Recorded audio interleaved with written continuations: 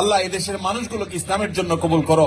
আল্লাহ এরা যদি ইসলামের পথে চলে আসে তাহলে ইসলামের আসল সৌন্দর্য মানুষ দেখতে পাবে, কারণ এদের আচার আচরণ, এদের ন্যায় নীতি, এদের অনেক কর্মকাণ্ড অলরেডি কোরআন হাদিস যা বলেছে তার বাস্তব রূপ হিসাবে আমরা দেখতে পাচ্ছি। শুধু ইমানটা যদি প্লাস করা যায় তাহলে তারাই হবে আমাদের সামনে সবচেয়ে উত্তম মডেল, সবচেয়ে উত্তম আদর্শ। হে আল্লাহ, আপনি তাদেরকে ঈমান দান করেন। আপনি যে সুপারভাইজার অধীনে কাজ করেন আপনি তার নাম ধরে আল্লাহর কাছে দোয়া করবেন। আপনি যে কোম্পানিতে কাজ করেন সেই কোম্পানির মালিকদের জন্য আল্লাহর কাছে দোয়া করবেন। আপনি যে এলাকায় বসবাস করেন সে এলাকার অন্য ধর্মাবলম্বী ভাইদের জন্য দোয়া করবেন।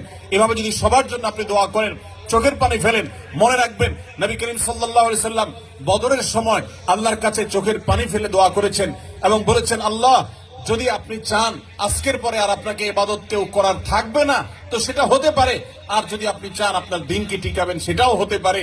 আল্লাহর কাছে ফরিয়াদ করে তিনি হেদায়েতের সাফল্য, দিন এবং ঈমানের সাফল্য তিনি কামনা করেছেন। আমি আপনাদেরকে উদাত্ত আহ্বান রাখতে চাই, আপনারা সবাই যার যার জায়গা থেকে আপনাদের দোয়াগুলোতে আমাদের এই কোরিয়ান ভাই বোনদের জন্য, এই দেশে বসবাস করি অন্য ধর্মাবলম্বী ভাই বোনদের জন্য দোয়া করবেন।